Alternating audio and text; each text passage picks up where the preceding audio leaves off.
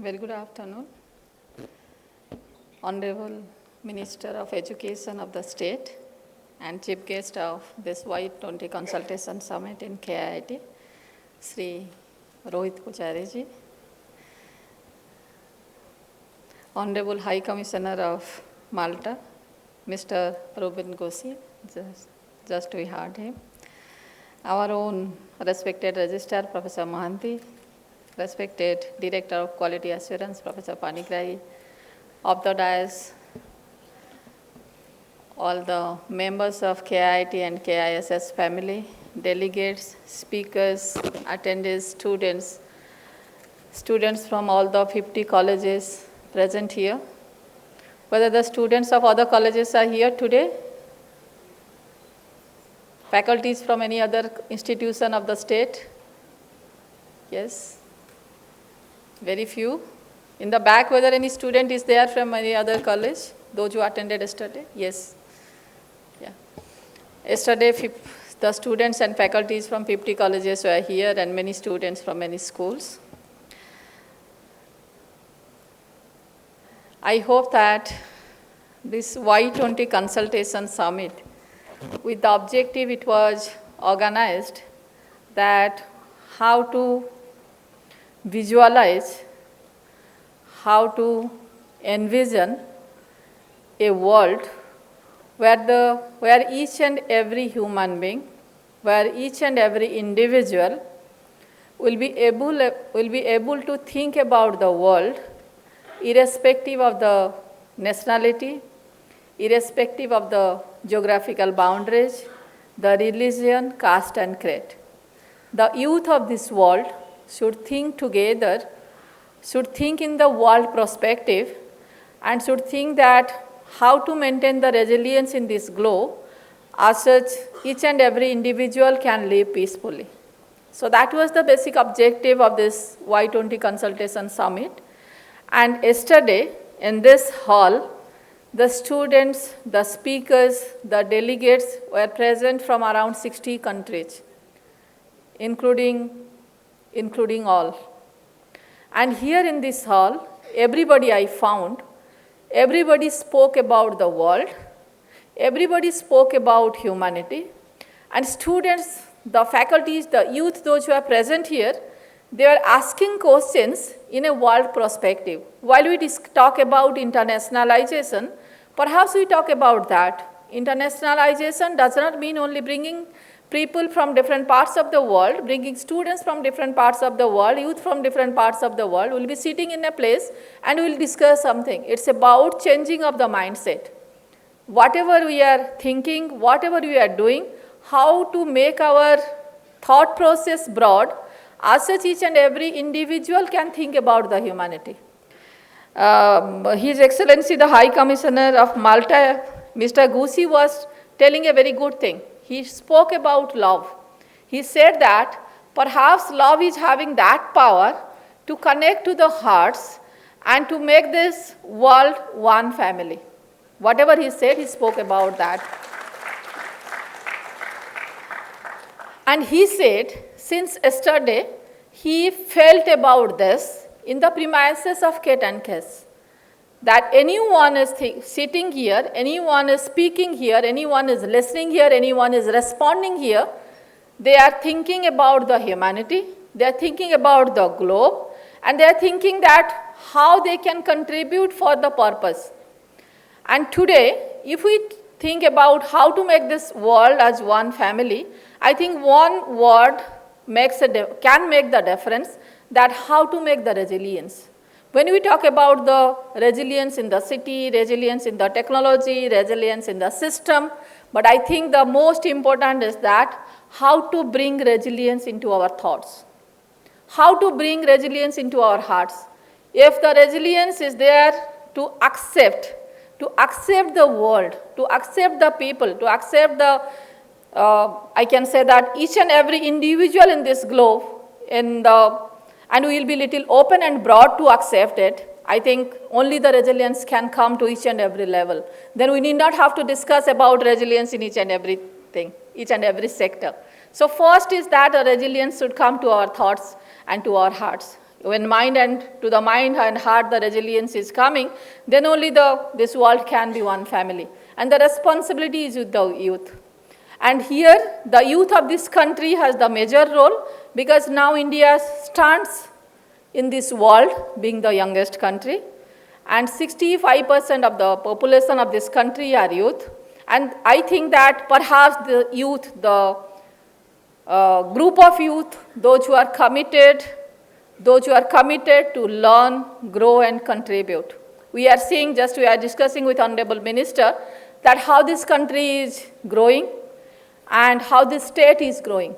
Perhaps this country is having the best demographic dividend today to rule over the world with respect to the knowledge power or power of knowledge, with respect to I can say that the best intellect manpower in this country.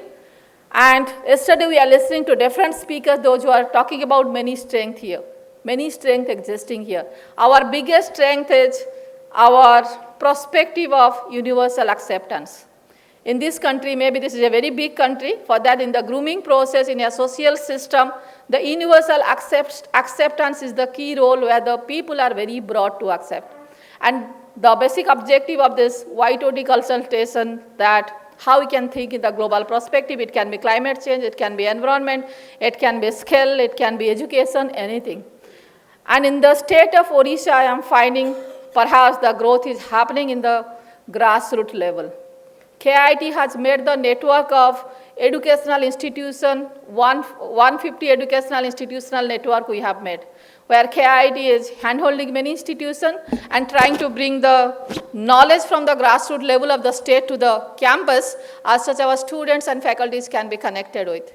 From this year, we have tried to involve to each and every student of this university to one of the social issues of the state. And in the academic process itself, in our content itself, we have brought it. And the basic objective is that anyone is there in this university, they should get the chance to get connected to the community, and they should develop the ability or capabilities to understand the people since very beginning. You must have seen that we have identified 17 issues. We have notified all those 17 issues to the students, and students are choosing that where they want to connect themselves. It's not only the process that they'll be connected to the gender issues, they'll be connected to the indigenous issues, or they'll be connected to the business issues. The objective is that they should learn how to connect to the community, how to connect to the people, and empathize. Empathize and should be able to think through the people. Perhaps the empathy is the key word which is having the capabilities to transform the lives. Today, the definition of success is not confined of studying well, getting a job, growing socially, growing professionally, and having lots of wealth. Perhaps it is not confined to that. Today, when we talk about success, I think somewhere in the back of our mind or inside our heart, we all understand that how much we are creating impact in the globe. Perhaps today the definition of success has come to that level. So if that is coming to our heart, that is coming to our mind, and our basic objective in doing anything in this globe to make this world better, perhaps we all can make the world better. And the youth of this country is having that potential. I was listening to Mr. Gusi very sincerely, and whatever he has said, the word love is the magic word which is having the potential to connect to the globe. The state is also growing very fast. I was discussing with our Honorable Minister. We have made the network, students are getting connected, faculties are getting connected, but we should think that in next 3-4 years, how we can create the impact in the state, how we can bring more and more regional issues and give solution to that, how to make it more interactive. It's not that we are doing in the network, we are doing some bigger role, somebody is doing some smaller role. We are making the network. I always say to all the member institutions that we all are having different level of capabilities. If I am having good infrastructure, they are more connected to the communities. They own the community issues much seriously than me, because I am not living in that place, in that position. So the faculty, students of that institution, of that community, they own all the issues of that community in a much stronger way than me. So we want to bring that knowledge, that grassroots level knowledge to my campus. That is my basic objective. So if that knowledge is not coming to any university, university will be stagnant. Till now, this university is maintaining relevance in the globe.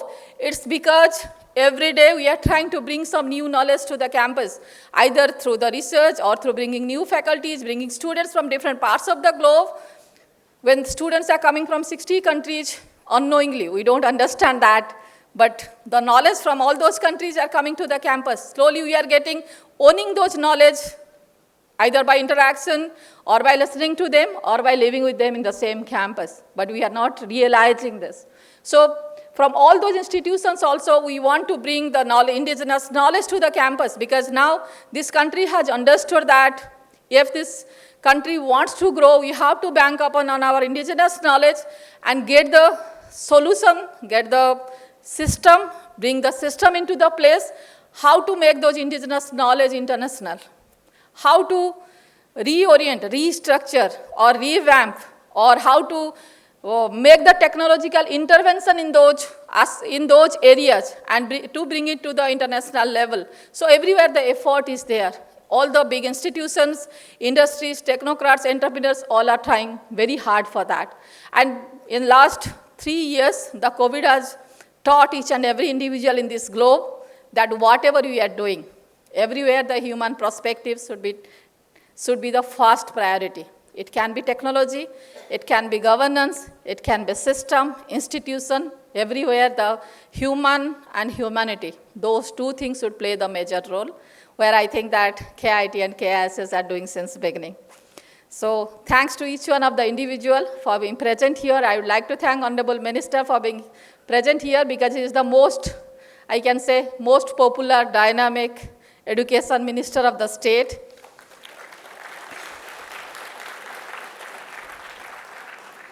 We are seeing in last 3 years lots of transformation in mass education and higher education in the state of Odisha. The whole infrastructure of mass education has changed massively. Lots of investment have happened.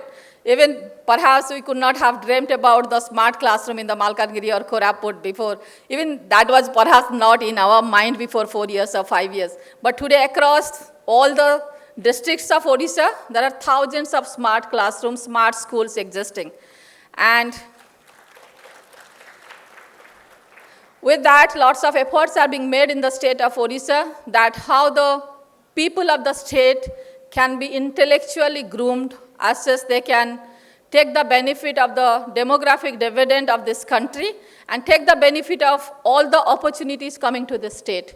Now, wherever we are going in this country or outside, everybody is saying that Bhubaneswar is the best place for everything.